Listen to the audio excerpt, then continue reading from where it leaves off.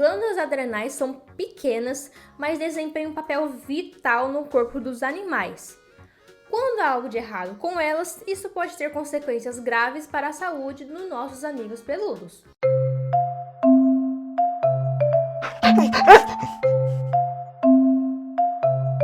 Fala pessoal, sejam bem-vindos ao canal, onde a gente fala sobre a saúde e bem-estar dos nossos pets. E hoje vamos mergulhar em um tema muito importante, as doenças adrenais que afetam tanto os cães quanto os gatos. Mas antes de falarmos sobre a doença, vamos entender um pouco mais sobre o que são as glândulas adrenais e o papel que as desempenham no corpo dos gatos e dos cães. As glândulas adrenais são duas pequenas glândulas localizadas acima dos rins. Elas produzem hormônios essenciais, como o cortisol, aldosterona, adrenalina e noradrenalina, que regulam funções como o metabolismo, a resposta ao estresse, a pressão arterial e o equilíbrio de fluidos e eletrólitos. Quando essas glândulas não funcionam corretamente, podem surgir várias doenças que afetam diariamente o bem-estar dos nossos pets.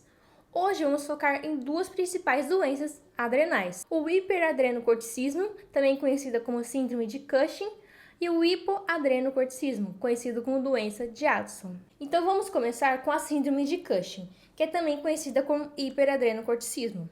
Essa é uma das doenças endócrinas mais comuns em cães e também pode ocorrer em gatos, embora seja mais rara. A síndrome de Cushing ocorre quando há uma produção excessiva do cortisol, um hormônio que ajuda o corpo a responder ao estresse e também regula várias funções, incluindo o metabolismo.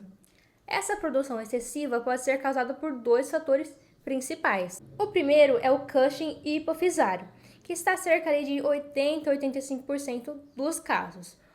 Basicamente, um tumor benigno na glândula hipófise, que está localizado no cérebro, faz com que ela produza muito ACTH, o hormônio que estimula as adrenais a liberar o cortisol. Depois nós temos o Cushing adrenal, que ocorre entre 15 a 20% dos casos. Neste caso, nós temos um tumor na própria glândula adrenal, que pode ser benigna ou maligna e provoca a liberação excessiva de cortisol. O excesso de cortisol no corpo gera várias alterações sistêmicas.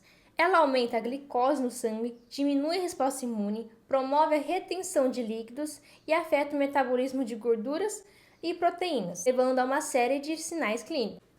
E quais sinais são esses? Primeiro, a gente tem o aumento da sede e urinação excessiva, perda de pelo e pele fina, a barriga fica aumentada, então o abdômen distendido. O animal também possui fraqueza muscular, aumento do apetite e letargia.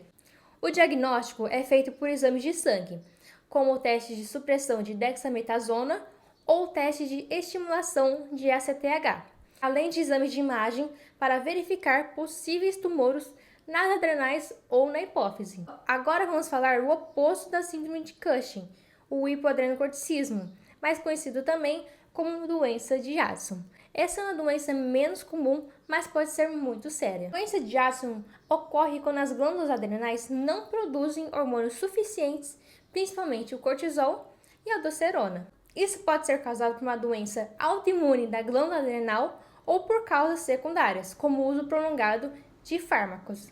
A falta de cortisol e de aldosterona afeta o equilíbrio da água, do sódio e do potássio no corpo, levando a desidratação, baixa pressão arterial e alterações graves no funcionamento dos rins e do coração. Sem aldosterona, os rins não conseguem reter o sódio e a água adequadamente, então resultando em um quadro de desidratação e colapso cardiovascular. E quais são os sinais clínicos da doença de Addison? Essa doença também inclui letargia e fraqueza extrema, assim como vômito e diarreia, perda de apetite, tremores musculares, desidratação, crises de colapso, especialmente em situações de estresse. Infelizmente, os sinais da doença de Addison podem ser muito vagos e aparecer de forma súbita, então muitas vezes durante uma crise conhecida como crise addisoniana. Já o diagnóstico inclui exames de sangue como estimulação de ACTH para avaliar se as adrenais estão respondendo corretamente.